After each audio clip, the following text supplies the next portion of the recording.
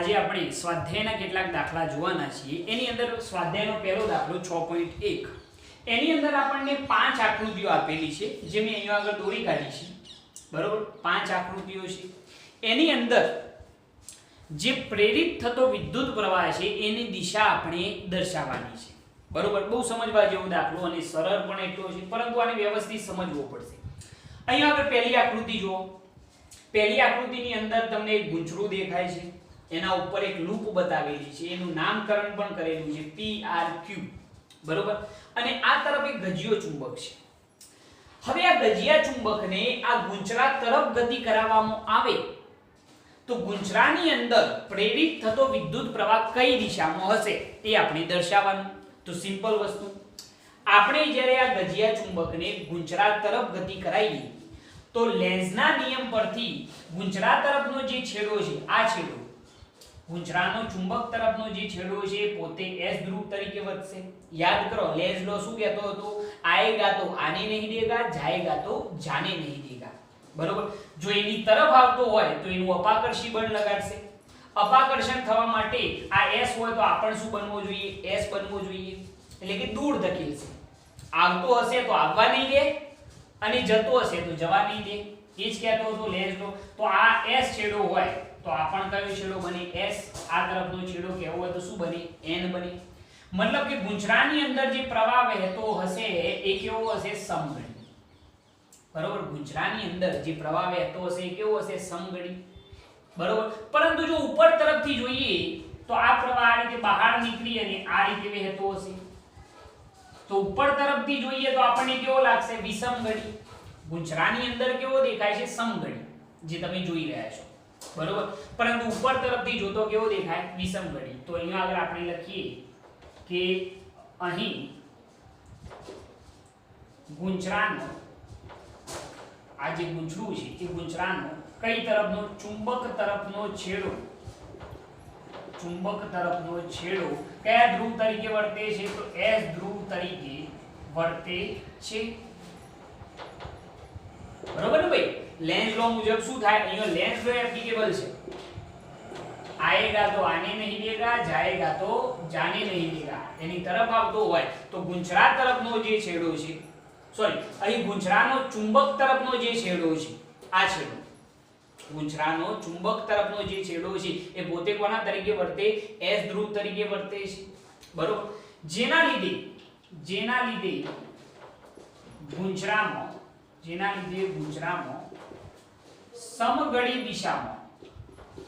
સમગડી દિશામાં વિદ્યુત પ્રવાહ વહે છે। ગુંચરાની અંદર વહેતો પ્રવાહ જે છે એ કઈ દિશામાં હશે? સમગડી દિશામાં, જે મેં બતાવેલું છે। આ જુઓ, કારણ કે S હોય તો યાદ છે ને, S ક્યારે બને? મેં તમને સમજાવ્યું હતું કે S ક્યારે બને? કે જ્યારે પ્રવાહ કેવો હોય? સમગડી। N બને તો એ વિષમગડી હોય, બરોબર। એટલે ગુંચરાની અંદર વહેતો પ્રવાહ કઈ દિશામાં? સમગડી દિશામાં। પરંતુ ઉપર તરફથી જોતો, પરંતુ લૂપની ઉપર તરફ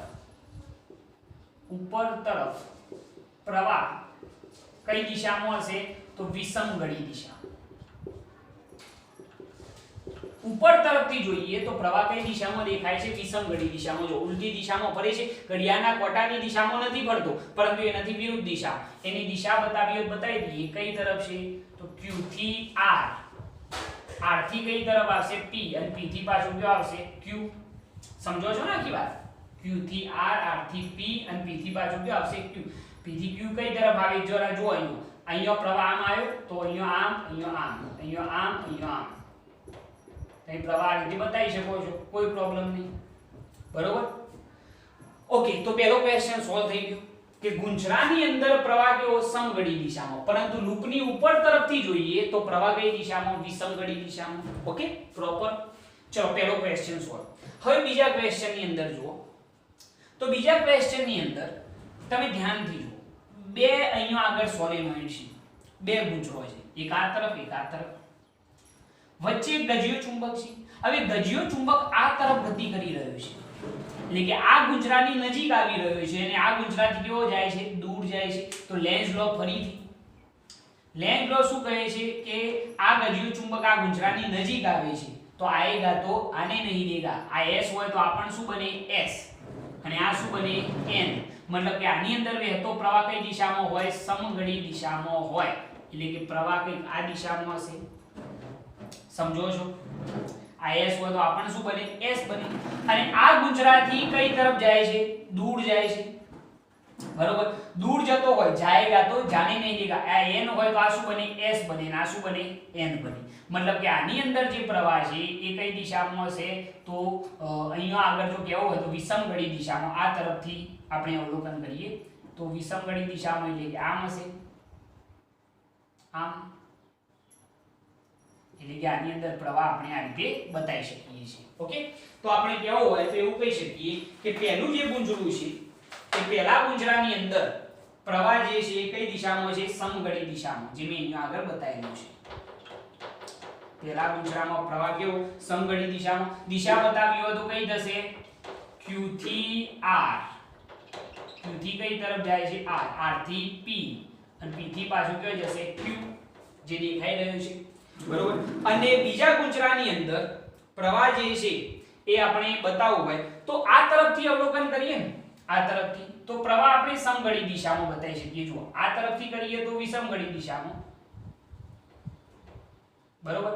પ્રવાહ જે છે આપણે આ તરફથી અવલોકન કરીએ, ગુંજરા તરફથી જ આપણે ટૂંકમાં અવલોકન આપણી ઓખ અહીં હશે, તો આ તરફ આ ગતિ કરે તો આ s છેડો, તો આપણે શું કહ્યું, સમઘડી દિશામાં કહ્યું ને આપણે, પ્રવાહ જે છે કઈ દિશામાં થઈ ગયો, સમઘડી દિશામાં થઈ ગયો, બરોબર?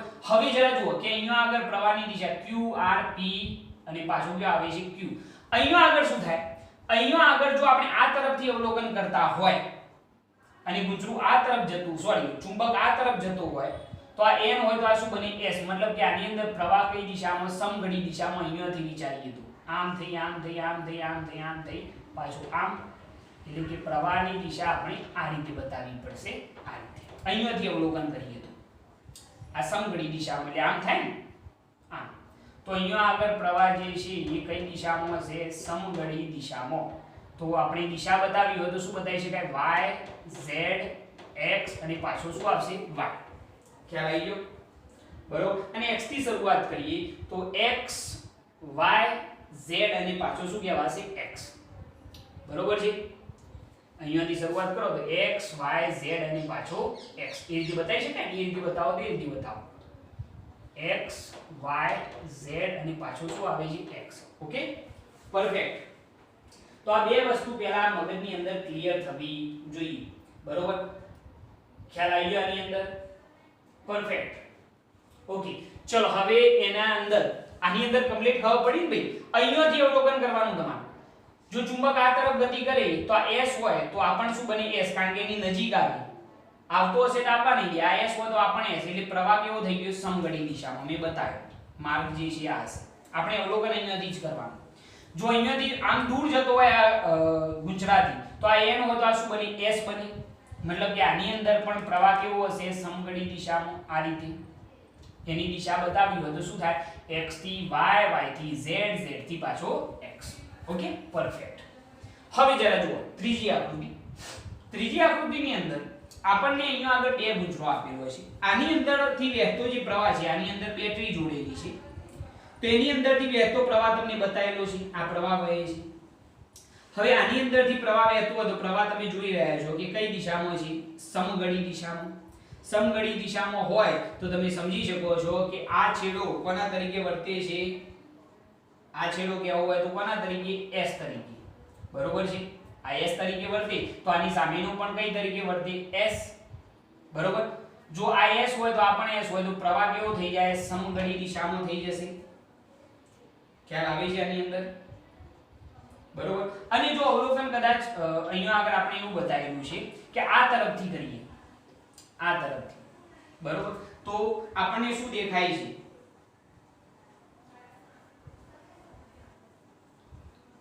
આ s હોય તો આ s, અને અહીંયા આગળ આ તરફ કયો છેડો બનશે, n બનશે ને, આ રીતે બતાવીએ, કારણ કે અવલોકન આપણે આ તરફથી કરી રહ્યા છીએ સપોઝ, બરોબર? તો જરા જોજો કે પ્રવાહ અહીંયા આગળ આ રીતે વહે છે, બરોબર? તો એમ કહી શકીએ આપણે અવલોકન આ તરફથી કરીએ છીએ તો આ તરફનો જે છેડો છે s બન્યો, આ તરફનો છેડો શું બને, n. પરફેક્ટ. તો આ s હોય તો આ પણ s હોય, તો અહીંયા આગળ શું બનશે? n બનશે.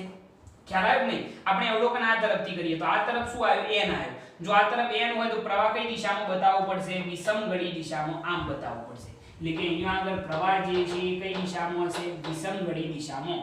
એટલે કે આપણે જો દિશા કેવી, અહીંયા એ ધ્યાન રાખજો કે તમે અવલોકન કઈ જગ્યાએથી કરો છો, બરોબર? કારણ કે અહીંયા આગળ તમારે 3D પિક્ચર આમ તો જોઈએ, પરંતુ આપણે સમજવા માટે આ તરફથી અવલોકન કરીશું.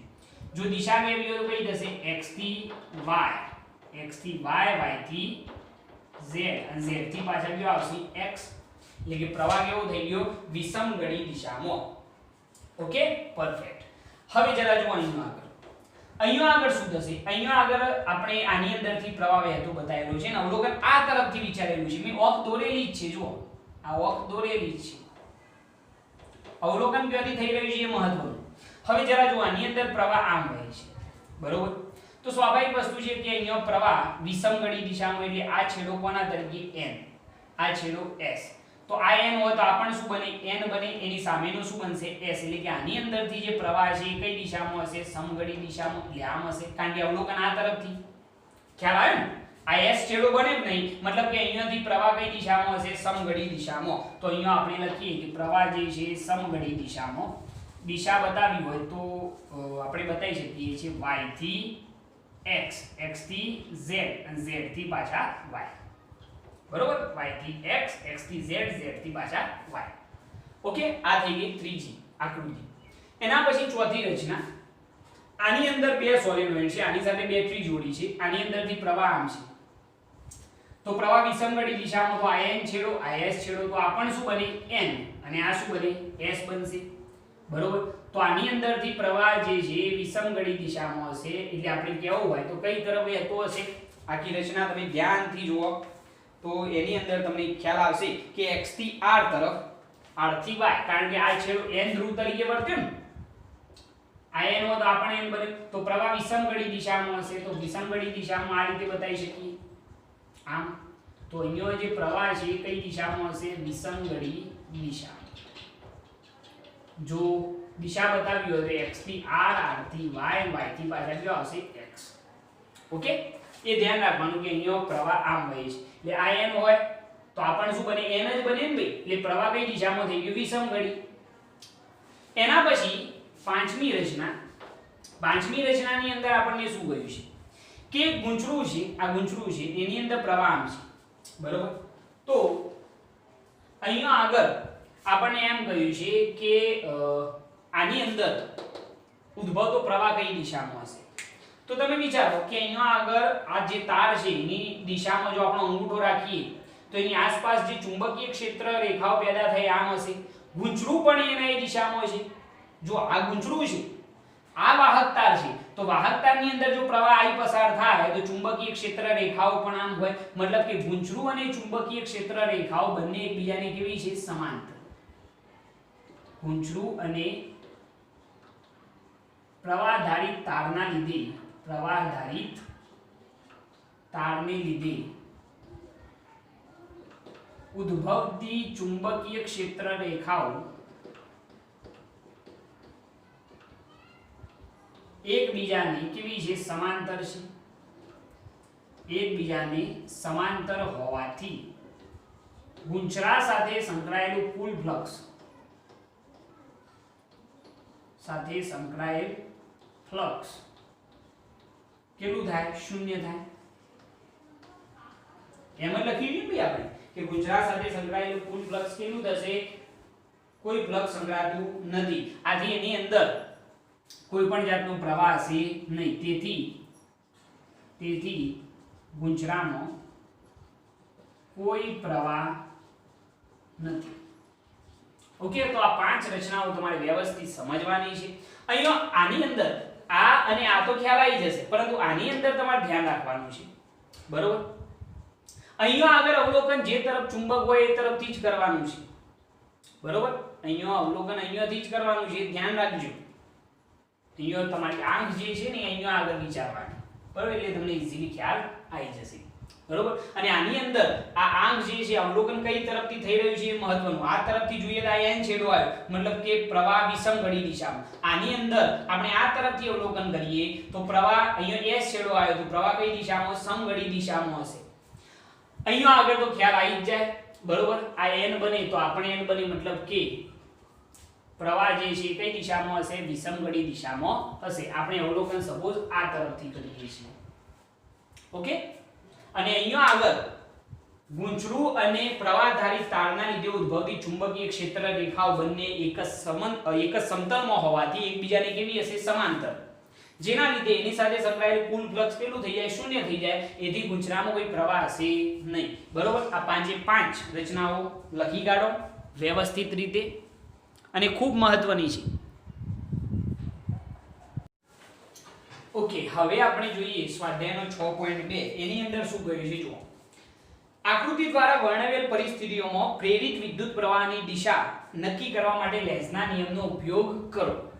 આપણે અહીંયા પ્રેરિત વિદ્યુત પ્રવાહની દિશા નક્કી કરવા માટે લેન્ઝના નિયમનો ઉપયોગ કરવાનો છે. પહેલી આકૃતિ જુઓ. એક અનિયમિત આકારનો તાર ગોળાકારમાં ફેરવાય છે અને બીજી આકૃતિની અંદર એક ગોળાકાર ગોળો પાતળા સીધા તારમાં વિરૂપિત થાય છે. પહેલો ગોળાકાર હતો એ શેમાં વિરૂપિત થઈ જાય છે પાતળા તારમાં વિરૂપિત થાય છે. તો વિદ્યુત પ્રવાહની દિશા કઈ તરફ હશે એ આપણે નક્કી કરવાનું છે. કોના ઉપરથી લેન્ઝ લો પરથી. તો લેન્ઝ લો શું કહેતો હતો?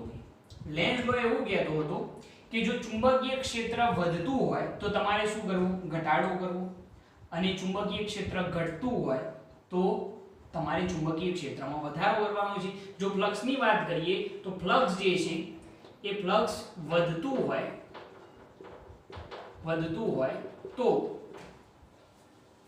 શું કરવો તો ઘટાડો કરવો. લેન્ઝ લો એવું કહેતો હતો ને ફ્લક્સ વધતું હોય તો ઘટાડો કરવો અને જો ફ્લક્સ ઘટતું હોય ફ્લક્સ જો ઘટતું હોય તો શું કરવાનો વધારો કરવાનો. એવું જ કહે છે ભાઈ.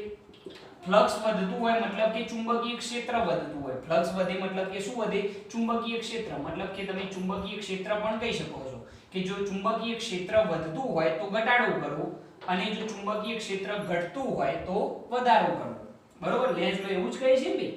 કારણ કે લેન્ઝ લો જે છે એ જેના દ્વારા તે ઉત્પન્ન થાય છે એનો જે શું કરે છે વિરોધ કરે છે. ઓકે. હવે જરા જુઓ અહીંયા આગળ એક અનિયમિત આકારનો તાર હતો ADCBA બરોબર. એ પહેલા અનિયમિત આકારનો હતો પછી કેવો થઈ ગયો ગોળાકાર. તો ફ્લક્સ વધશે કે ઘટશે? સ્વાભાવિક વસ્તુ છે ભાઈ વધશે. કારણ કે આની સાથે સંકળાયેલી ચુંબકીય ક્ષેત્ર રેખાઓ 10 હોય તો જેવો ગોળો બની જાય એટલે કેટલા થઈ જાય 25 થઈ જાય. મતલબ કે ફ્લક્સ વધી રહ્યું છે. તો આપણે શું કરવું જોઈએ ફ્લક્સ ઘટાડવું જોઈએ. મતલબ કે ચુંબકીય ક્ષેત્ર શું કરવું જોઈએ ઘટાડવું જોઈએ. કારણ કે અહીંયા જુઓ કે ફ્લક્સ પહેલા આટલું હતું પછી ફ્લક્સ વધી ગયું. મતલબ કે ફ્લક્સ વધતું હોય તો આપણે શું કરવાનું ઘટાડો કરવાનો છે. મતલબ કે શેમાં ઘટાડો કરવાનો ચુંબકીય ક્ષેત્રમાં ઘટાડો કરવાનો. હવે ચુંબકીય ક્ષેત્રમાં ઘટાડો કરવા માટે શું કરીશું આ જે ગોળાકાર તાર બન્યો એની અંદર પ્રવાહ કઈ તરફ વહેતો હશે તો ચુંબકીય ક્ષેત્ર ઘટશે. હવે જરા જુઓ બાહ્ય ચુંબકીય ક્ષેત્ર કઈ તરફ છે પૃષ્ઠની અંદર તરફ. હવે ચુંબકીય ક્ષેત્રમાં જો ઘટાડો કરવો હોય આપણે આ કામ કરવાનું છે. જો ચુંબકીય ક્ષેત્રમાં ઘટાડો કરવો હોય તો ચુંબકીય ક્ષેત્ર કઈ તરફ લાવવું પડે બહારની તરફ. એના માટે આ તારની અંદર પ્રવાહ કઈ દિશામાં વહેવડાવીશું તો જમણા હાથના અંગૂઠા પરથી આપણે ચુંબકીય ક્ષેત્ર બહારની તરફ લાવવાનું છે. તો પ્રવાહ જે છે કઈ દિશામાં હશે વિષમ ઘડી દિશામાં હશે. અહીંયા આગળ હું લખું છું કે કયા નિયમ પરથી જમણા હાથના અંગૂઠાના નિયમ પરથી. અંગૂઠાના નિયમ પરથી ધ્યાન રાખવાનું. પહેલા પણ આપણે વાત કરેલી છે કે અંગૂઠો કઈ તરફ હોય ચુંબકીય ક્ષેત્રની દિશા અને ઓગળીઓ જે છે ઓગળીઓ કઈ તરફ હોય વિદ્યુત પ્રવાહની દિશા. હવે જરા વિચારજો અહીંયા કે અહીંયા તમારે ચુંબકીય ક્ષેત્ર શું કરવાનું છે ઘટાડવાનું છે. વધી રહ્યું છે ને ભાઈ ફ્લક્સ વધી રહ્યું છે મતલબ કે ચુંબકીય ક્ષેત્ર વધી રહ્યું છે તો તમારે શું કરવું પડે ઘટાડો. ઘટાડો કરવા માટે અહીંયા ચુંબકીય ક્ષેત્ર અંદરની તરફ, તો આપણે કઈ તરફ લાવવાનું? બહારની તરફ. તો વિદ્યુત પ્રવાહ કઈ તરફ હોય? વિષમગળી દિશામાં, એટલે કે આમ હશે. બરોબર છે. તો વિદ્યુત પ્રવાહ I ની દિશા કઈ તરફ હશે? વિષમગળી દિશામાં હશે. વિદ્યુત પ્રવાહ I ની દિશા કઈ તરફ હશે? વિષમગળી દિશામાં. વિષમગળી દિશામાં હોય તો તમે સમજી શકો છો કે ચુંબકીય ક્ષેત્ર કઈ તરફ થઈ જાય? બહારની તરફ. મતલબ કે અહીંયા આગળ ચુંબકીય ક્ષેત્ર ઘટે છે. ખ્યાલ આવી ગયો? વિદ્યુત પ્રવાહ I ની દિશા કઈ તરફ થઈ ગઈ? વિષમગળી દિશામાં. ઓકે, અહીંયા આગળ લખવું હોય એવું લખી શકો કે પ્રવાહ I ની દિશા વિષમગળી દિશામાં હોવાથી ચુંબકીય ક્ષેત્ર B સદિશ કઈ તરફ આવશે? બહારની તરફ. જેથી ચુંબકીય ક્ષેત્ર શું થાય છે? ઘટે છે. ઓકે, લેન્ઝ લો એપ્લિકેબલ થઈ ગયું. ચલો અહીંયા આગળ શું થાય?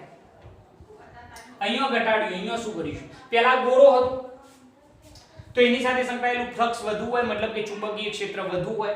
હવે તાર થઈ ગયો તો ફ્લક્સ ઘટે, મતલબ કે ચુંબકીય ક્ષેત્ર ઘટે છે. તો આપણે શું કરવો જોઈએ? વધારો કરવા માટે આ ચુંબકીય ક્ષેત્રને સપોર્ટ કરવો પડશે જે બહારની તરફ છે, ડોટ વડે છે. તો આપણે આની અંદર પ્રવાહ એવી દિશામાં વહેવડાવવાનો કે જેથી ચુંબકીય ક્ષેત્ર પણ કઈ તરફ આવે? બહારની તરફ. તો કઈ તરફ હશે? કુલહળ પ્રવાહ આમ હશે વિષમગળી દિશામાં, એટલે પ્રવાહની દિશા આમ હોવી જોઈએ. આમ. તો અહીંયા આગળ પ્રવાહ I ની દિશા કઈ તરફ હશે? તો વિષમગળી દિશામાં. બરોબર છે. વિષમગળી દિશામાં એટલે કે આપણે કેવી હોય તો નામકરણ કરીએ તો A' D' એના પછી C' B' અને પાછું A'. બરોબર. I ની દિશા વિષમગળી દિશામાં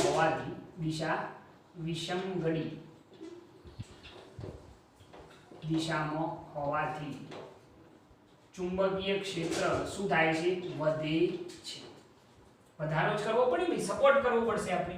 બરોબર. અહીંયા આગળ પ્રવાહ I ની દિશા વિષમગળી દિશામાં જો આપણે બતાવ્યું હતું કઈ તરફ છે? નામકરણ કરી દઈએ આપણે. કઈ તરફ થશે? તો A થી શરૂઆત કરીએ તો A થી D, D થી C, C થી B, B થી પાછા A. ઓકે, આ રીતે યાદ રહેશે. ઓકે, આ રીતે તમારે વિચારવાનું રહેશે. લખી કાઢવાની. લેન્ઝ લો એપ્લિકેબલ કરવાનું છે, બીજું કઈ છે નહીં. વ્યવસ્થિત રીતે આનો સ્ક્રીનશોટ લઈ લો. ઓકે, હવે આપણે જોઈએ સ્વાધ્યાયનો 6.3. એની અંદર શું કહ્યું છે જરા જો. 15 વટાઓ પ્રતિ સેન્ટીમીટર વાળા એક સોલેનોઇડમાં કેટલા? 15 વટાઓ પ્રતિ સેન્ટીમીટર, એટલે n બરાબર 15 વટા પ્રતિ સેન્ટીમીટર. આને વટા પ્રતિ મીટરમાં કન્વર્ટ કરીએ તો શું થાય? 15 ભાગ્યા સેન્ટીમીટરના મીટર એટલે 10 - 2 ઘાત. વટા પ્રતિ સેમાં કન્વર્ટ થઈ જાય? મીટરમાં, એટલે 10 - 2 ઘાત અંશમાં જાય તો કેટલા થઈ જાય? 1500 વટા પ્રતિ મીટર થઈ જશે. બરોબર. 15 વટાઓ પ્રતિ સેન્ટીમીટર વાળા એક સોલેનોઇડમાં તેની અક્ષને સમાંતર સોલેનોઇડની અંદર 2 સેન્ટીમીટર સ્ક્વેર ક્ષેત્રફળ ધરાવતો એક નાનો ગોળો મૂકેલ છે. કેટલા ક્ષેત્રફળ ધરાવતો? A બરાબર 2 સેન્ટીમીટર સ્ક્વેર ક્ષેત્રફળ ધરાવતું છે, એટલે 2 × 10 - 4 ઘાત શું કહેવાય? Metre square. ક્ષેત્રફળ ધરાવતો એક નાનો ગોળો મૂકેલ છે. જો સોલેનોઇડમાં વહેતો વિદ્યુત પ્રવાહ 0.1 સેકન્ડમાં, વિદ્યુત પ્રવાહ કેટલા સેકન્ડમાં? 0.1 સેકન્ડમાં 2 એમ્પિયર થી 4 એમ્પિયર સ્થાયી રીતે બદલાય તો I1 બરાબર 2 એમ્પિયર થી કેટલો બદલાય છે? I2 બરાબર 4 એમ્પિયર જેટલો સ્થાયી બદલાય તો વિદ્યુત પ્રવાહમાં ફેરફાર વખતે ગારામાં પ્રેરિત EMF શું હશે? તમારે EMF શોધવાનું. સિમ્પલ દાખલો, ઈઝીલી તમે કેલ્ક્યુલેટ કરી શકો. સોલેનોઇડ છે ભાઈ, સોલેનોઇડ ની અંદર આટલા ક્ષેત્રફળ વાળો ગોળો મૂકેલો છે અક્ષને સમાંતર. તો અહીંયા ડેલ્ટા ટી બરાબર 0.1 સેકન્ડમાં પ્રવાહ 2 એમ્પિયર થી કેટલો થાય છે? 4 એમ્પિયર. એટલે કે પ્રવાહમાં ફેરફાર થાય છે. તો ગુંચરામાં ઉદ્ભવતું EMF શોધો. EMF નું સૂત્ર જાણો છો ને ભાઈ? E બરાબર minus delta phi by delta T, એટલે કે ફ્લક્સમાં ફેરફાર આપણે શોધવો પડશે. એના પહેલા હું આ વસ્તુ કહી દઉં કે સોલેનોઇડમાં જે ચુંબકીય ક્ષેત્ર છે, સોલેનોઇડમાં ચુંબકીય ક્ષેત્ર જે છે એ B બરાબર આપણે શું લખીએ છીએ, μ0 ni લખીએ છીએ, સોલેનોઇડનું ચુંબકીય ક્ષેત્ર. હવે ફ્લક્સમાં થતો જે ફેરફાર છે, ફ્લક્સ ફાઈ બરાબર આપણે શું લખતા હતા, AB cos θ. અહીંયા આગળ A સદિશ અને B સદિશ, ચુંબકીય ક્ષેત્ર અને ક્ષેત્રફળ સદિશ બંને એકબીજાને સમાંતર હશે, એટલે θ બરાબર 0, કારણ કે લંબ રૂપે મૂકેલો છે ને, એટલે ક્ષેત્રફળ સદિશ અને ચુંબકીય ક્ષેત્ર બંને એક જ દિશામાં, એટલે θ બરાબર 0 ડિગ્રી. તો ફ્લક્સ ફાઈ બરાબર A ઇન્ટુ શું આવશે, B, અથવા તો B ઇન્ટુ A cos 0 ની કિંમત 1. તો ફ્લક્સ ફાઈ બરાબર સોલેનોઇડનું ચુંબકીય ક્ષેત્ર છે એટલે સૂત્ર શું આવે, μ0 ni ઇન્ટુ A થઈ જાય. પરફેક્ટ. ઓકે, હવે જરા જુઓ કે ફ્લક્સમાં ફેરફાર થતો હશે. કેમ? કારણ કે પ્રવાહમાં ફેરફાર થાય છે. આ ચાર ભૌતિક રાશિઓમાંથી ફેરફાર શેમાં થાય છે, પ્રવાહમાં. જરા જુઓ, μ0 કોન્સ્ટન્ટ, એકમ લંબાઈ દીઠ વટાની સંખ્યા પણ કોન્સ્ટન્ટ, ક્ષેત્રફળ પણ ગોળાનું કોન્સ્ટન્ટ છે. બદલાય છે શું ભાઈ, તો પ્રવાહ બદલાય છે. તો જ્યારે પ્રવાહ I1 હોય ત્યારે ફ્લક્સ ϕ1 બરાબર μ0 n I1 શું થાય, A, અને જ્યારે પ્રવાહ I2 થાય તો ફ્લક્સ ϕ2 બરાબર μ0 n I2 A થઈ જાય. ક્લિયર? હવે આપણે પ્રવાહના ફેરફારના લીધે EMF શોધવાનું છે. તો EMF E બરાબર delta phi by delta T. તમે કહેશો માઈનસ આવશે, પરંતુ આપણે મૂલ્ય લઈએ છીએ એટલા માટે ધન જ લઈ લઈશું. તો EMF E બરાબર ડેલ્ટા ફાઈ બરાબર શું થાય, ϕ2 માઈનસ ϕ1 અપન ડેલ્ટા ટી. ઓકે, તો EMF E બરાબર ϕ2 કેટલા, μ0 n I2 A માઈનસ ϕ1 કેટલા, μ0 n I1 A. કોમન શું નીકળી જાય, તો μ0 n A. તો અહીંયા શું વધશે, I2 minus I1 અપન delta T. હવે કિંમતો તો મુક્ત ફાવે ભાઈ. μ0 બરાબર 4 પાઈ ગુણ્યા 10 ની માઈનસ 7 ઘાત. એકમ લંબાઈ દીઠ ઓટાની સંખ્યા કેટલી છે, 1500 ઓટા પ્રતિ મીટર છે. ક્ષેત્રફળ 2 ગુણ્યા 10 ની માઈનસ 4 ઘાત છે. બરોબર. I2 માઈનસ I1 કેટલા થાય, 2 એમ્પિયર. કેમ ભાઈ, I2 કેટલા, 4 માઈનસ 2 કેટલા થઈ જાય, 2. અને ડેલ્ટા ટી બરાબર કેટલા, 0.1. સાદુરૂપ આપી દો, સાદુરૂપ આપી દો, તમને આનો જવાબ મળશે. સિમ્પલ છે સાદુરૂપ પણ, 7.5 ગુણ્યા 10 ની માઈનસ 6 ઘાત વોલ્ટ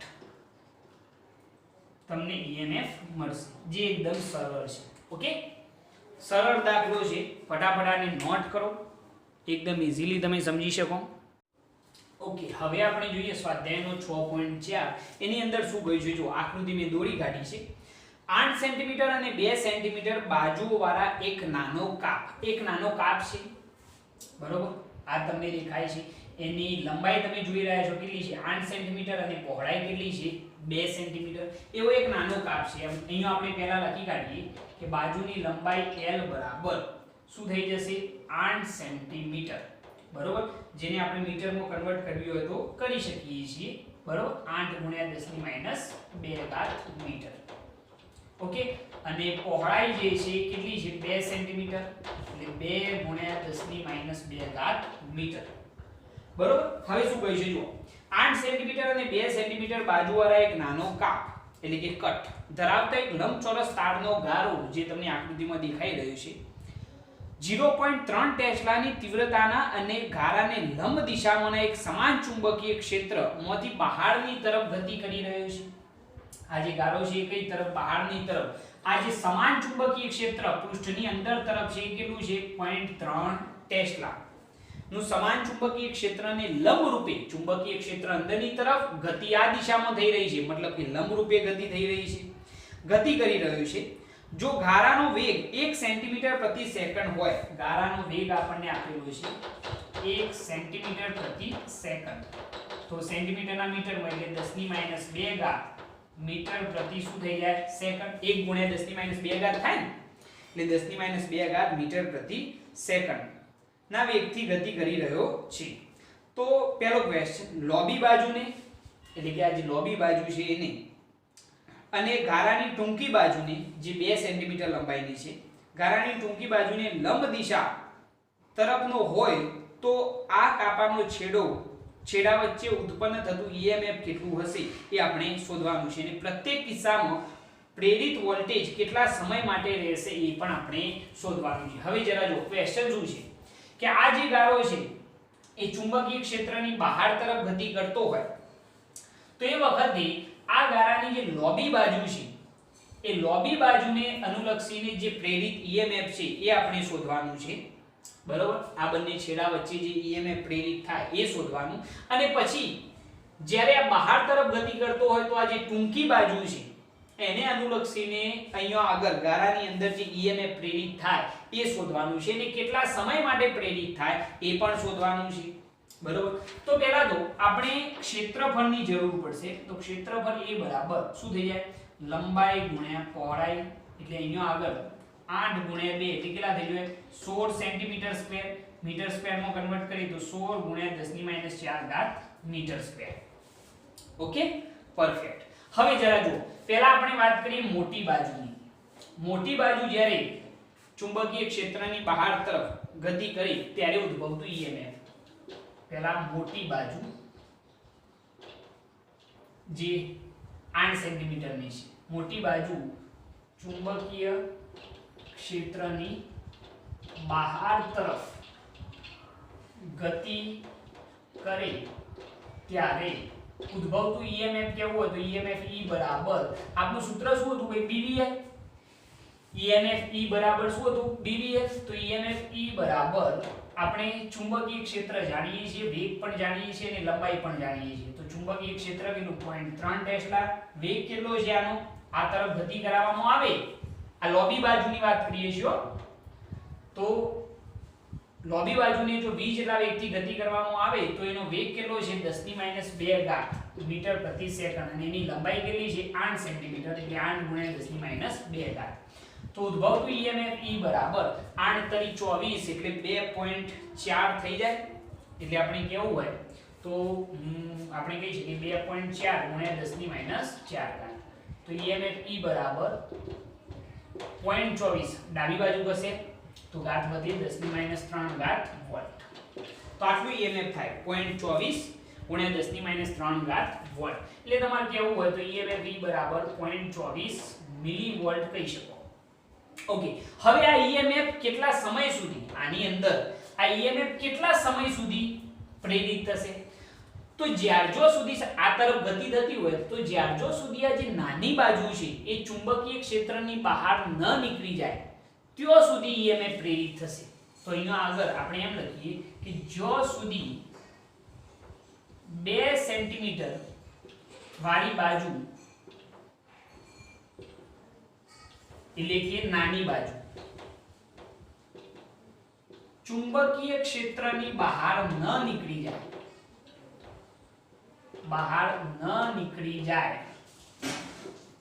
ત્યાં સુધી EMF પ્રેરિત થશે. બરોબર છે, મેં શું લખેલું છે કે જ્યાં સુધી આ 2 સેન્ટીમીટરની બાજુ ચુંબકીય ક્ષેત્રની બહાર ન નીકળી જાય ત્યાં સુધી EMF પ્રેરિત થવાનું છે. તો એના માટે તમે જાણો છો કે વેગ બરાબર શું થાય અંતર ભાગ્યા સમય. બસ આપણે એ જ સૂત્રનો યુઝ કરવાનો છે. બરોબર, તો વેગ બરાબર અંતર ભાગ્યા સમય પરથી સમય બરાબર અંતર ભાગ્યા શું થઈ જાય વેગ. આ અંતર કયું થશે નાની બાજુની લંબાઈ. અલ્યા ભાઈ બરોબર, કારણ કે એને જ આપણે બહાર કાઢવાની છે. આ બહાર નીકળે 2 સેન્ટીમીટર બાજુવાળી નાની બાજુ ત્યાં સુધી EMF પ્રેરિત થાય. તો લાગતો સમય t બરાબર નાની બાજુની લંબાઈ કેટલી 2 સેન્ટીમીટર એટલે 2 ગુણ્યા 10 - 2 ઘાત અને વેગ કેટલો છે એનો તો જાણીએ છીએ 10 - 2 ઘાત. તો આ તો કેન્સલ એટલે ટાઈમ t બરાબર કેટલા થઈ ગયો 2 સેકન્ડ. મતલબ કે 2 સેકન્ડ સુધી EMF પ્રેરિત થવાનું છે. ક્લિયર? ઓકે, હવે બીજા ક્વેશ્ચન તરફ આપણે ગતિ કરીએ.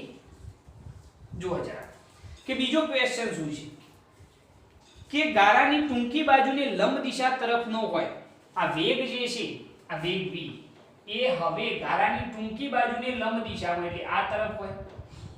આ ટૂંકી બાજુને લંબ દિશામાં એટલે ઉપર તરફની દિશામાં હોય તો એ વખતે કેટલું EMF પ્રેરિત થશે અને કેટલા સમય સુધી પ્રેરિત થશે. તો અહીંયા આગળ આપણે લખીએ કે ટૂંકી બાજુ ને ચુંબકીય ક્ષેત્રની કઈ તરફ, તો બહાર તરફ ગતિ કરાવતો. ચલો ગતિ કરાવવામાં આવે તો ઉદ્ભવ EMF E બરાબર શું થઈ જાય, BVL. બરોબર, એની લંબાઈ આપણને આપેલી છે. BVB કહેશો તો પણ ચાલશે, આમ તો BVL લખો તો વધારે બેટર રહેશે. આપણે EMF E બરાબર ચુંબકીય ક્ષેત્ર 0.3 ટેસ્લા, વેગ કેટલો છે 10 - 2 અને લંબાઈ કેટલી છે 2 સેન્ટીમીટર ટૂંકી બાજુની, 2 × 10 - 2 તો 3 દુ અહીંયા આગળ થઈ જશે 6 એટલે 0.6 × 10 - 4. બરોબર, એટલા શું આવશે વોલ્ટ. આપણે જવાબ ચેક કરીએ તો સાચો છે જવાબ 0.6 × 10 - 4. જો લખવું હોય તો EMF E બરાબર 0.06 × 10 - 3. બરોબર ભાઈ, આટલા વોલ્ટ એટલે EMF E બરાબર 0.06 શું કહેવાય, મિલીવોલ્ટ. આટલું EMF પ્રેરિત થાય. કેટલા સમય સુધી પ્રેરિત થાય, તો લાગતો સમય t બરાબર કઈ બાજુ ભાઈ, તો આ જે આખી 8 સેન્ટીમીટરની બાજુ છે એ આખી ચુંબકીય ક્ષેત્રમાંથી બહાર ન નીકળી જાય ત્યાં સુધી EMF પ્રેરિત થશે. તો અહીંયા આગળ લખવું હોય તો તમે લખી શકો છો કે જ્યાં સુધી 8 સેન્ટીમીટરની બાજુ ચુંબકીય ક્ષેત્રમાંથી બહાર નીકળી ન જાય ત્યાં સુધી EMF પ્રેરિત થશે. તો ચલો સમય t બરાબર અંતર બરાબર શું લખશો, કઈ બાજુ 8 સેન્ટીમીટરની બાજુ બહાર નીકળવાની છે ને, તો 8 સેન્ટીમીટર એટલે કે મોટી બાજુની લંબાઈ ભાગ્યા શું આવશે, વેગ. તો સમય t બરાબર મોટી બાજુ 8 × 10 - 2 અને વેગ કેટલો 10 - 2. બંને ગયા તો સમય t બરાબર કેટલો થાય 8 સેકન્ડ. મતલબ કે 8 સેકન્ડ સુધી મોટી બાજુ બહાર ન નીકળી જાય ત્યાં સુધી EMF પ્રેરિત થશે અને સમય t બરાબર શું થાય, મોટી બાજુની લંબાઈ ભાગ્યા વેગ. તો કેટલો આવશે 8 સેકન્ડ. ઓકે, તો આ રીતે બંને ક્વેશ્ચનના જવાબ તમે લઈ શકો છો. બહુ સરસ ક્વેશ્ચન છે અને મોસ્ટ IMP. ચલો આને નોટ કરો આને. ઓકે, હવે આપણે જોઈએ સ્વાધ્યાયનો 6.5. એની અંદર શું કર્યું છે જરા જુઓ. બહુ સિમ્પલ દાખલો. એક મીટર લોબા ધાતુના સળિયાને, એક ધાતુનો સળિયો છે જેની લંબાઈ કેટલી છે 1 મીટર, જેને આપણે r કહી દઈએ. 1 મીટર લંબાઈનો ધાતુનો સળિયો છે.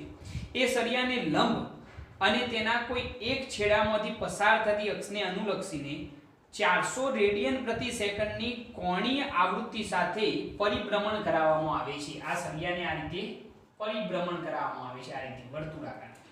તો આ રીતે પરિભ્રમણ કરાવવામાં આવે છે. કેટલા કોણીય વેગથી, તો ઓમેગા બરાબર 400 રેડિયન પ્રતિ સેકન્ડ ના કોણીય વેગથી ભ્રમણ કરાવવામાં આવે છે. હા, કોણીય આવૃત્તિ સાથે પરિભ્રમણ કરાવવામાં આવે છે. આ સળિયાનો બીજો છેડો એક વર્તુળાકાર ધાતુની રિંગ સાથે સંપર્કમાં છે. આ સળિયાનો એક છેડો કેન્દ્ર પર છે, બીજો છેડો એક વર્તુળાકાર ધાતુની રિંગ પર સંપર્કમાં છે એવું આપણને કહ્યું છે.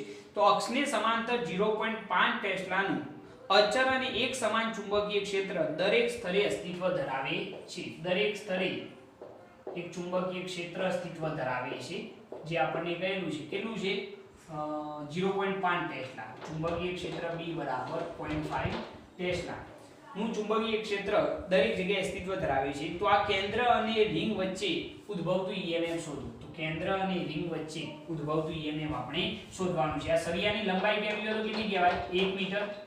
અલ્યા ભાઈ તમે જાણો છો કે કેન્દ્ર અને રિંગ વચ્ચે ઉદ્ભવતું EMF જો આપણે કહેવું હોય તો એનું સૂત્ર જાણો છો કે ભાઈ, આપણે આ સૂત્ર તારવેલું છે 1/2 B * ઓમેગા * શું હતું L2. યાદ આવ્યું? તો EMF E બરાબર 1/2 ચુંબકીય ક્ષેત્ર કેટલું 0.5 ઓમેગા કેટલા છે 400 L2 1 નો સ્ક્વેર 1 જ થઈ જાય. તો ચલો અહીંયા શું થઈ જશે, અહીંયા થઈ જશે આ 5 દશાંશ થઈ જાય ને, અરે 5 દશાંશ અહીંયા સાદું બાપત આપી દઈએ. EMF E બરાબર 1/2 અને 5 દશાંશ ગુણ્યા કેટલા આવશે અહીંયા 400 આ તો ગયા 20 દુ 40 20 પંચા કેટલા આવશે 100 વોટ તો કેન્દ્ર અને ધાતુની રિંગ વચ્ચે ઉદ્ભવતું ઈએમએફ કેટલું થશે 100 વોલ્ટ જેટલું થશે આવો દાખલો આપણે ગણેલો છે તમારા માટે આ રમત થઈ જાય ઓકે નોટ કરવાની નોટ કરી લો ભાઈ ઓકે હવે આપણે જોઈએ સ્વાધ્યાયનો 6.6 એની અંદર શું કહ્યું છે જરા જો 8 સેન્ટીમીટર ત્રિજ્યાના અને 20 ઓટાવાળા ગુંજરાને તેના ઉદ્ભવ વ્યાસને અનુલક્ષીને 3 × 10⁻2 ટેસ્લા મૂલ્યના એક સમાન ચુંબકીય ક્ષેત્રમાં 50 રેડિયન પ્રતિ સેકન્ડની કોણીય ઝડપથી ઘુમાવવામાં આવે છે તો અહીંયા કેટલી માહિતી આપેલી છે જરા જુઓ કેટલી ત્રિજ્યાનું ગુંજરું છે તો 8 સેન્ટીમીટર તો ત્રિજ્યા r બરાબર 8 સેન્ટીમીટર મીટરમાં કન્વર્ટ કરીએ તો 0.08 મીટર ત્રિજ્યાના અને 20 ઓટાવાળા ગુંજરાને ઓટાની સંખ્યા કેટલી છે 20 ઓટાવાળા ગુંજરાને તેના ઉદ્ભવ વ્યાસને અનુલક્ષીને 3 × 10⁻2 ટેસ્લા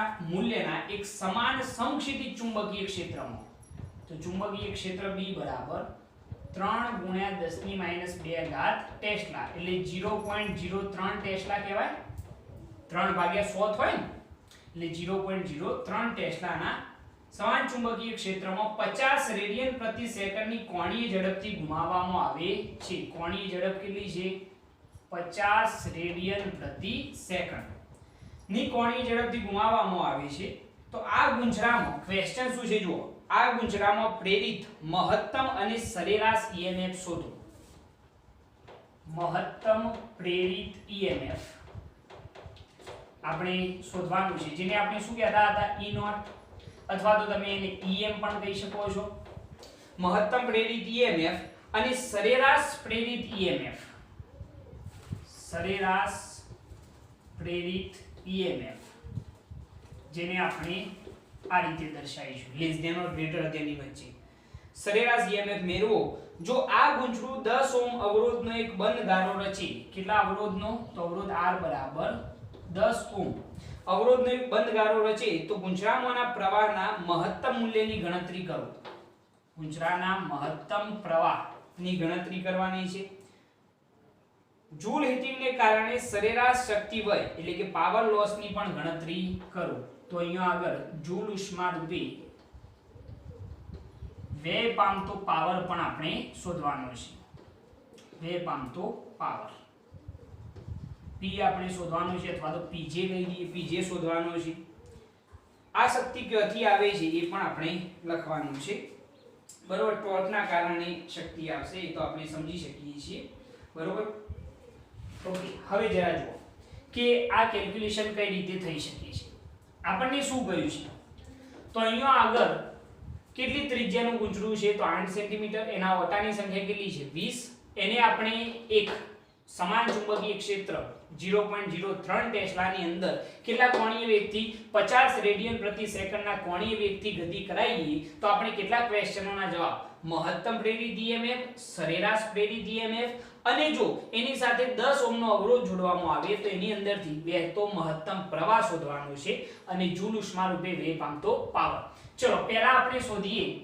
મહત્તમ પ્રેરિત EMF ચલો પહેલા ક્વેશ્ચનનો જવાબ આપીએ તો મહત્તમ પ્રેરિત EMF E નોટ બરાબર સૂત્ર કયું હતું ભાઈ NAB * ઓમેગા યાદ આવે છે ને પ્રેરિત EMF નું સૂત્ર શું હતું E બરાબર E not * sin omega t આવું હતું E નોટ ની જગ્યાએ આપણે આ જે છે મહત્તમ પ્રેરિત EMF છે આ કોની જગ્યાએ લખ્યા હતા તો NAB * ઓમેગા યાદ આવ્યું ઓકે હવે જરા જુઓ મહત્તમ પ્રેરિત EMF જો આપણે મેળવીએ તો E નોટ બરાબર ચલો ઓટાની સંખ્યા 20 ક્ષેત્રફળ આપણે પાઈ r સ્ક્વેર લખીશું ક્ષેત્રફળ શું લખીશું પાઈ r નો સ્ક્વેર તો શું થઈ જાય જો પાઈ ની કિંમત 3.14 ત્રિજ્યા કેટલી છે 0.08 અને એનો સ્ક્વેર 0.08 ગુણ્યા 0.08 બરોબર છે ક્ષેત્રફળ થઈ ગયું પાઈ r સ્ક્વેર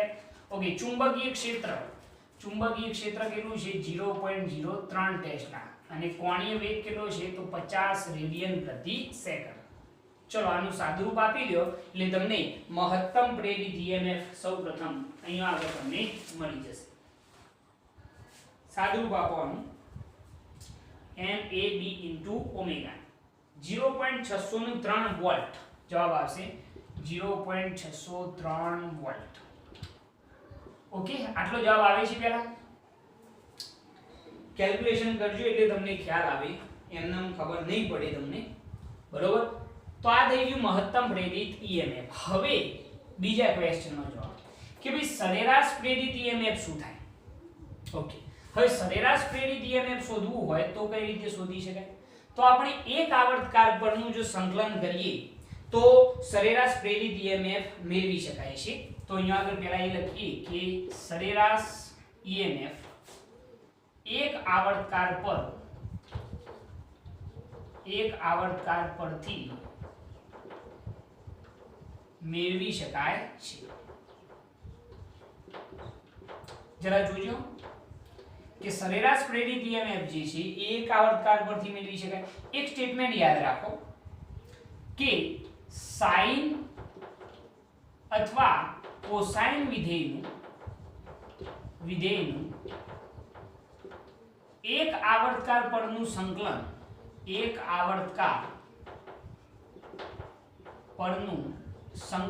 કેટલું થાય છે? 0 થાય છે. આ સ્ટેટમેન્ટ યાદ રાખો.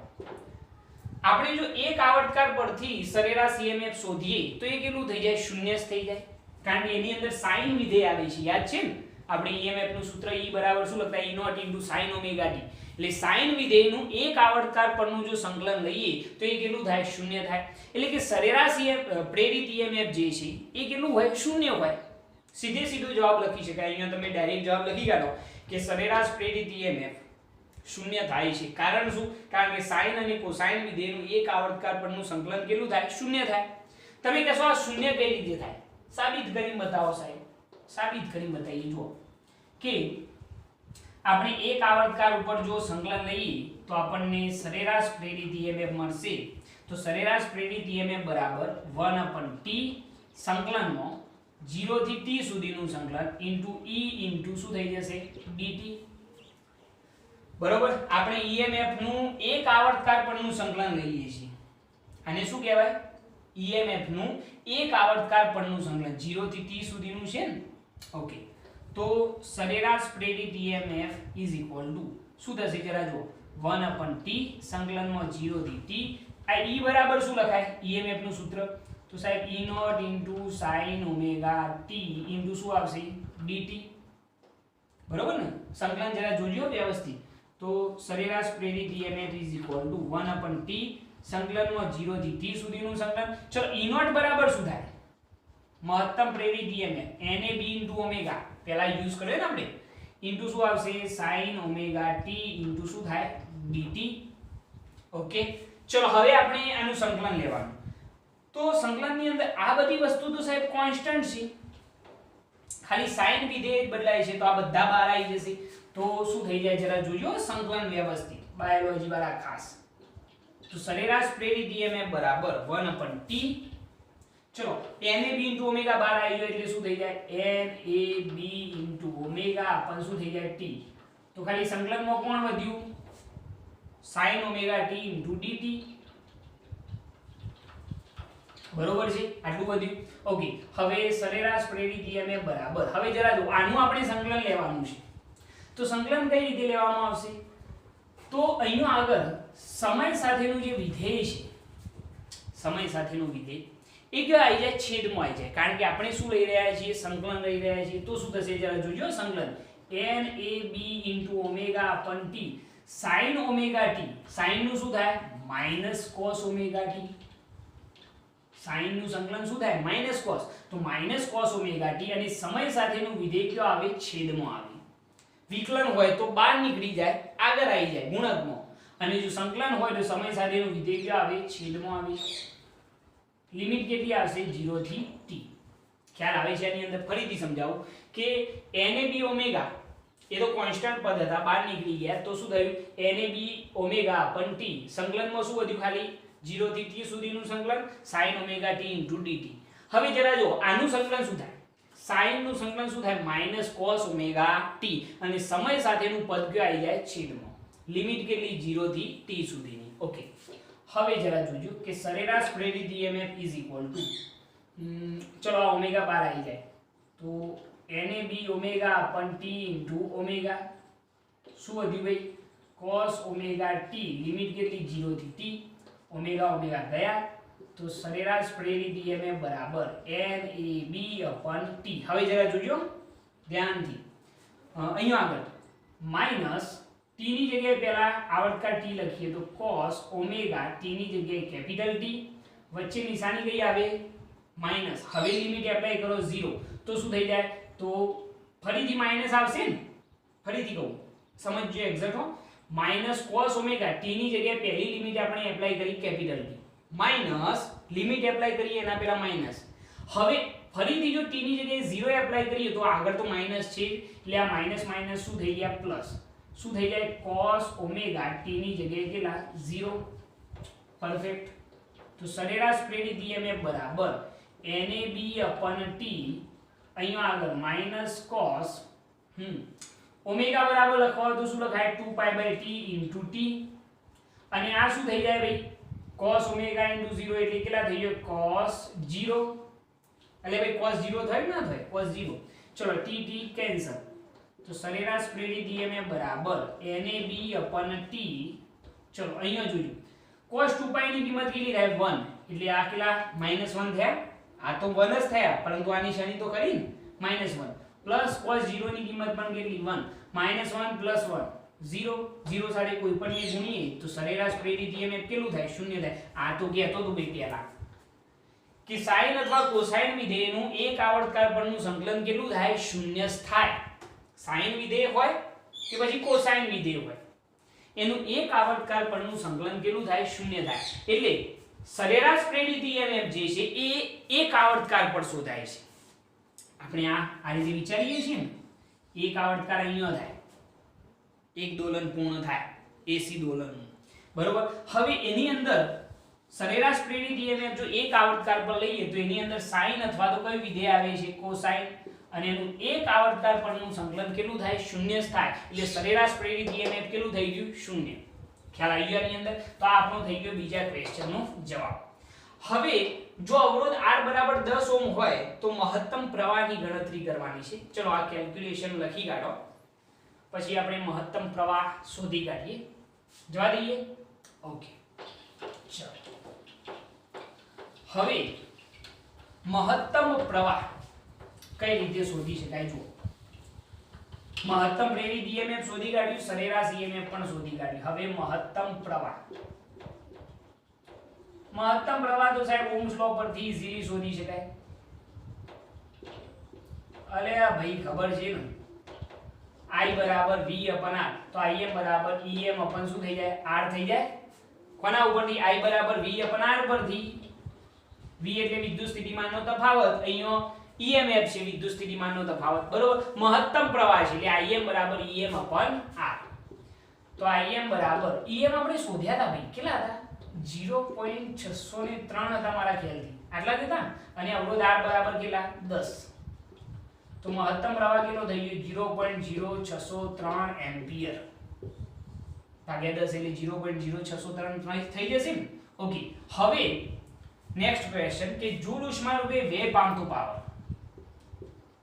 પામતો પાવર જો આપણે શોધીએ તો Pj બરાબર એનું સૂત્ર થાય Vm * Im upon 2 બરોબર અથવા તો સરેરાશ પાવર પણ તમે કહી શકો છો તો એને લખવો આ રીતે લખાજો પ્રારંભિક પાવર વત્તા અંતિમ પાવર ભાગ્યા શું થાય 2 સરેરાશ પાવર થયો સાહેબ આ તો 0 છે જો આ 0 હોય તો શું વધ્યા Pf અંતિમ પાવર જે છે શું થાય મેક્સિમમ upon શું થઈ જાય 2 તો વ્યય પામતો પાવર = Pm બરાબર યાદ કરો પાવર P બરાબર V * I લખતા આપણે યાદ આવે ને V * I upon શું લખતા 2 P બરાબર V * I તો આના ઉપરથી લખવું હોય તો Pj બરાબર શું લખાય તો Vm * Im ભાગ્યા 2 તો આના ઉપરથી Pj બરાબર Vm એટલે કે EMF થાય ને મહત્તમ EMF તો EM ઇન્ટુ શું આવશે IM ભાગે કેટલા આવશે 2 તો વેવ આર્મનો power is equal to EM આપણે મેળવ્યા હતા 0.603 IM કેટલા 0.0603 ભાગે કેટલા આવશે 2 કરો ભાગાકાર કદાચ બી આ પ્રોસીજર ના યાદ રાખો જસ્ટ ખાલી આ સૂત્ર એપ્લાય કરો સીધું તો એ સાચું આ યાદ રાખો કે વેવ આર્મનો પાવર PJ બરાબર VM * IM / 2 બરોબર અને એના ઉપરથી જ આ જે છે વિદ્યુત સ્થિતિમાનનો તફાવત એ આપણું EMF છે તો EM * IM / 2 તો કેટલા થાય છે તો તમારો જવાબ આવશે એનો 0.018 વોટ આ થઈ ગયો વેવ આર્મનો પાવર ઓકે સિમ્પલ દાખલો કઈ નથી આની અંદર આ પણ ક્વેશ્ચનનો જવાબ થઈ ગયો ઓકે નોટ કરવાની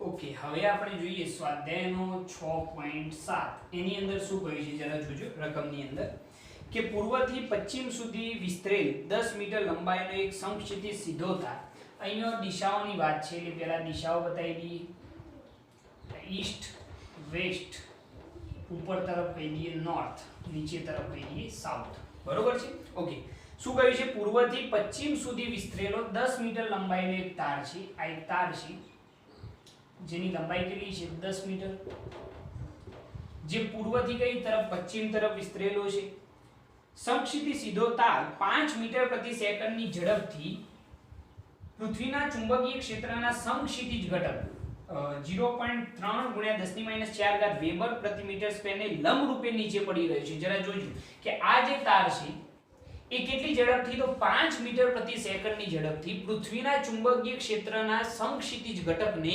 લંબ રૂપે ગતિ કરે છે એટલે સમક્ષિતિજ ઘટક કઈ તરફ હોવો જોઈએ અંદરની તરફ તો એને લંબ રૂપે આ રીતે ગતિ કરશે તો સમક્ષિતિજ જે ઘટક છે આપણને આપેલો છે 0.3 × 10⁻⁴ વેબર પ્રતિ મીટર સ્ક્વેર ઓકે તો હવે જરા જુઓ કે આ જે સમક્ષિતિજ ચુંબકીય ક્ષેત્ર છે એને લંબ રૂપે અધો દિશામાં ગતિ થઈ રહી છે કેટલી ઝડપથી તો 5 મીટર પ્રતિ સેકન્ડની ઝડપથી ગતિ થઈ રહી છે તો આપણને એના ઉપરથી ત્રણ ક્વેશ્ચન છે પહેલા ફરીથી રકમ સમજી લો કે પૂર્વથી પશ્ચિમ તરફ વિસ્તરેલા 10 મીટર લંબાઈનો એક સીધો સમક્ષિતિજ તાર 5 મીટર પ્રતિ સેકન્ડની ઝડપથી પૃથ્વીના ચુંબકીય ક્ષેત્રના સમક્ષિતિજ ઘટકને લંબ રૂપે ગતિ કરે છે બરોબર તો એના ઉપરથી ત્રણ ક્વેશ્ચન પહેલો આ તારમાં પ્રેરિત EMF નું મૂલ્ય શું હશે બરોબર પ્રેરિત EMF કેવું હોય તો E બરાબર BVL અહીંયા સમક્ષિતિજ ઘટક છે કે BH તો E બરાબર BH કેટલા છે તો 0.3 × 10⁻⁴ વેગ કેટલો છે 5 મીટર પ્રતિ સેકન્ડ અને લંબાઈ કેટલી છે 10 મીટર તો EMF E બરાબર કેટલા થઈ જશે આ થઈ જશે 3 દશાંશ એ 3 3 ગયા 5 × 15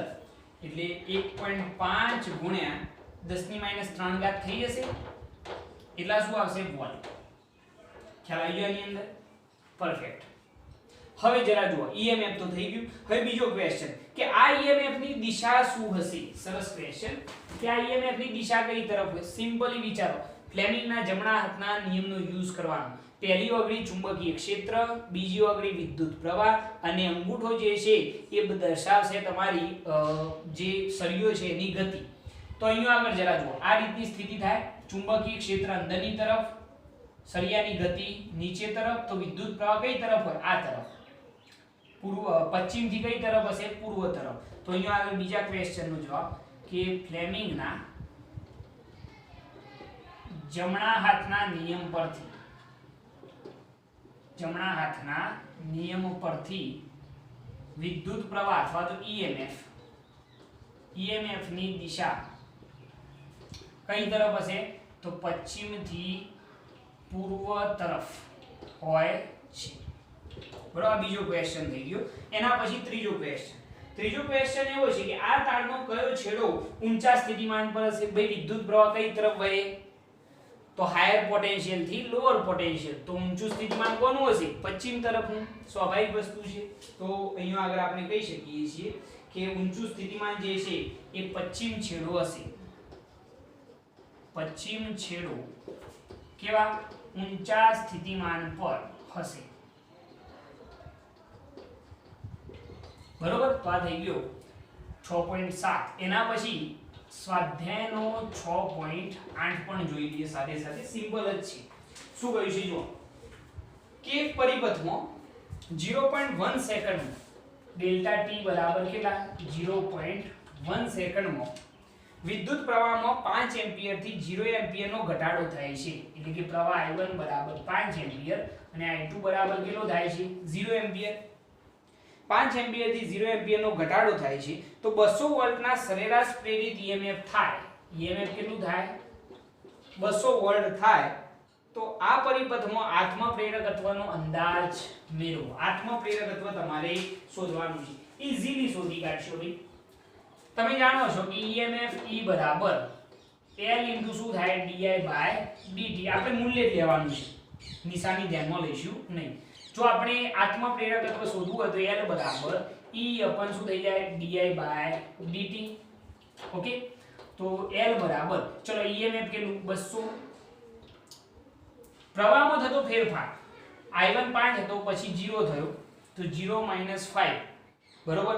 એટલે આપણે તો એનું ધન મૂલ્ય લેવાનું, એટલે ફેરફાર કેટલો કહેવાય 5 એમ્પિયર નો ભાગ્યા સમયગાળો કેટલો છે ડેલ્ટા ટી બરાબર 0.1 સેકન્ડ. તો L બરાબર 200 ગુણ્યા 0.1 અપન કેટલા હશે 5. તો 200 ગુણ્યા 1 દશાંશ ગુણ્યા કેટલા હશે 5. આ ગયા 5 × 20. તો આત્મ પ્રેરકત્વ કેટલું થાય 4 હેનરી જેટલું થશે. બરોબર, ઈઝીલી તમે આ કેલ્ક્યુલેટ કરી શકો છો. બંને દાખલા ઈઝી છે, ફટાફટ નોટ કરી લો આને. ઓકે, હવે આપણે જોઈએ સ્વાધ્યાયનો 6.9. એની અંદર શું કહ્યું છે જરા જુઓ.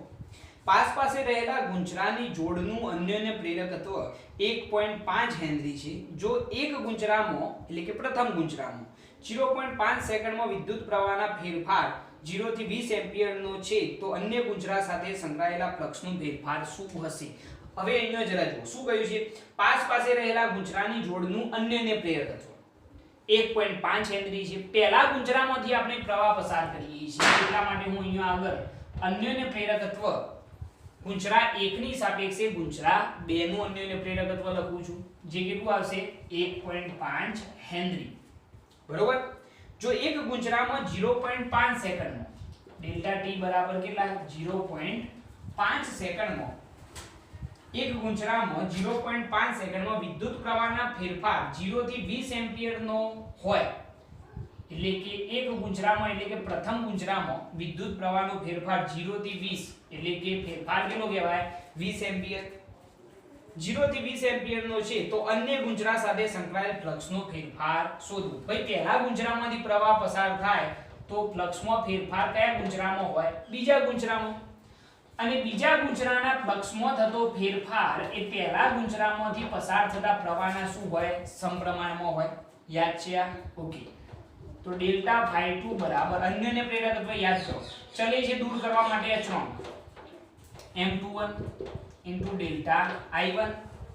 આપણે આ બીજા ગુંચરાનું ફ્લક્સ જ શોધવાનું છે. તો ડેલ્ટા phi2 બરાબર M21 આપેલા છે 1.5 હેનરી. પ્રવાહનો ફેરફાર કેટલો 20 લે 15 દુ 30 એટલે 30 વેબર. બરોબર, એટલે ફ્લક્સનો ફેરફાર કેટલો થઈ જાય 20 વેબર. સિમ્પલ. ઓકે, આ રીતે તમે આનો જવાબ લઈ શકો છો. 6.9 થઈ ગયો આજુ. હવે છેલ્લો દાખલો 6.10. એક જેટ વિમાન વાળો છે. શું કહ્યું છે જો એક જેટ વિમાન 1800 કિલોમીટર પ્રતિ કલાકની ઝડપે પશ્ચિમ તરફ ગતિ કરે છે. જેટ વિમાનનો વેગ 1800 કિલોમીટર પ્રતિ કલાક. ભાઈ પહેલા તો આ વેગ જે છે એને મીટર પ્રતિ સેકન્ડમાં કન્વર્ટ કરવો પડે. તો 1800 ગુણ્યા 1000 ભાગ્યા શું આવશે 3600. 18 દુ 36, 500 દુ 1000. તો વેગ કેટલો થઈ જાય 500 મીટર પ્રતિ સેકન્ડ ના વેગથી એક જેટ વિમાન ગતિ કરી રહ્યું છે પશ્ચિમ દિશામાં. જો આ સ્થાને પૃથ્વીના ચુંબકીય ક્ષેત્રનું મૂલ્ય શું કહ્યું છે પૃથ્વીનું ચુંબકીય ક્ષેત્ર એટલે BE કહેવાય. પૃથ્વીના ચુંબકીય ક્ષેત્રનું મૂલ્ય 5 ગુણ્યા 10⁻⁴ ટેસ્લા છે. પૃથ્વીના ચુંબકીય ક્ષેત્રનું મૂલ્ય 5 ગુણ્યા 10⁻⁴ ટેસ્લા અને ડીપ એંગલ આપેલો છે. હા, પાંચમું ચેપ્ટર આવ્યું. ડીપ એંગલ કેટલો છે 30 ડિગ્રી. હોય તો જો પાંખિયાઓના છેડાઓ વચ્ચેનું અંતર એટલે કે ગાળો 25 મીટરનો હોય, એટલે કે આ રીતે જે જેટ વિમાન હોય એના બે પાંખિયા વચ્ચેનું અંતર કેટલું હોય 25 મીટર. તો અહીંયા લખીએ આપણે કે બે પાંખિયા વચ્ચેનું અંતર જેને હું L કહી દઉં તો કેટલું છે 25 મીટર. 25 મીટર હોય તો તેમની વચ્ચે ઉત્પન્ન થતો વોલ્ટેજનો તફાવત એટલે કે શું શોધવાનું હોય ભાઈ EMF જ હોય ને. શું શોધવાનું હોય EMF. સિમ્પલ. હવે જરા જુઓ કે આટલા વેગથી ગતિ કરે છે, પૃથ્વીનું ચુંબકીય ક્ષેત્ર આપેલું છે, ડીપ એંગલ આપેલો છે, બે પોખિયા વચ્ચેનું અંતર આપેલું છે અને આપણને EMF શોધવાનું કહેલું છે. EMF તો આપણે BVL, પરંતુ સાહેબ ઘટક કયો ધ્યાનમાં લેવાનો, તો તમારે આ વિમાનનો ઉધ્વ ઘટક ધ્યાનમાં લેવાનો. કઈ રીતે જરા જુઓ, હું તમને 5મું ચેપ્ટર થોડું યાદ કરાવું. સમજી લો કે આ આપણું મેગ્નેટિક મેરિડિયન, આ જે છે એ આપણું ભૌગોલિક મેરિડિયન, બરોબર. આ મેગ્નેટિક મેરિડિયન અને આ જે દોર્યું એ ભૌગોલિક મેરિડિયન. અહીંયા આગળ ચુંબકીય ક્ષેત્રની નીડલ જે છે એ આ દિશા બતાવે છે, બરોબર. તો એના માટે જો તમને યાદ હોય તો મેં તમને કહ્યું ડેક્લિનેશન કોને કહેવાય, તો ભૌગોલિક મેરિડિયન અને ચુંબકીય મેરિડિયન વચ્ચેનો ખૂણો જેને શું કહેવાય ડેક્લિનેશન, બરોબર. અને ડીપ એંગલ કોને કહેવાય, તો પૃથ્વીનું ચુંબકીય ક્ષેત્ર અને પૃથ્વીના ચુંબકીય ક્ષેત્રનો સમક્ષિતિજ ઘટક જે હંમેશા આપણે કઈ દિશામાં લેતા હતા, આ દિશામાં, જેને આપણે BH કહેતા હતા, એ બંને વચ્ચેનો ખૂણો જેને શું કહેવાય ડીપ એંગલ. આ સમક્ષિતિજ ઘટક અને આ જે આવશે એ કયો આવશે ઉધ્વ ઘટક, જેને આપણે BV કહીએ છીએ. આ સમક્ષિતિજ ઘટક, આ ઉધ્વ ઘટક. ઓકે, જો BH બરાબર કેવા હોય તો યાદ કરો, BH બરાબર આપણે શું લખતા હતા ભાઈ, BH બરાબર શું લખાય, જેની સાથે ખૂણો બનાવ્યો હોય એનું વિધેય કયું આવે sin, તો BE cosine, BE શું આવશે cosine, બરોબર. અને પેલો જે ઘટક છે એ શું આવશે BE sin I, આ જે છે શું આવશે BE sin I. ઓકે, બે ઘટક થઈ ગયા, એક સમક્ષિતિજ ઘટક અને બીજો આવ્યો ઉધ્વ ઘટક. આપણે આ ઉધ્વ ઘટક ધ્યાનમાં લેવાનો છે. ડીપ એંગલ I જે છે, ડીપ એંગલ જે I છે એ તો આપણને આપેલો છે 30 ડિગ્રી, બરોબર. તો આપણે જો EMF શોધવું હોય તો EMF E બરાબર BVL. આ જે ઘટક લીધો એ કયો ઘટક લેવાનો ઉધ્વ ઘટક, તો EMF E બરાબર સાહેબ ઉધ્વ ઘટક ની જગ્યાએ શું લખીશું, તો કઈ નહીં BE શું લખીશું sin I V શું આવશે L. BV ની જગ્યાએ એ કિંમત એપ્લાય કરી તો EMF E બરાબર BE કેટલા છે, તો 5 × 10⁻⁴ ગુણ્યા sin 30 ડિગ્રી ઇન્ટુ વેગ કેટલો છે 500 મીટર પ્રતિ સેકન્ડ અને લંબાઈ કેટલી છે, લંબાઈ એટલે બે પોખિયા વચ્ચેનું અંતર કેટલું છે 25 મીટર. તો EMF E બરાબર 5 × 10⁻⁴ sin 30 એટલે 1/2 ગુણ્યા 500 ગુણ્યા શું આવશે 25.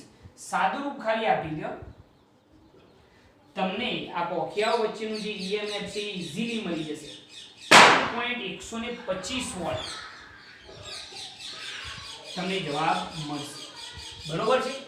ખ્યાલ આવી ગયો આની અંદર. બહુ સરસ અને સિમ્પલ દાખલો છે, પરંતુ એના માટે તમારે આ વસ્તુ યાદ રાખવી પડે તો કંઈક મજા આવે, એના સિવાય તમે અટવાઈ જશો. ઓકે, ચલો આટલી વસ્તુ નોટ કરો આને.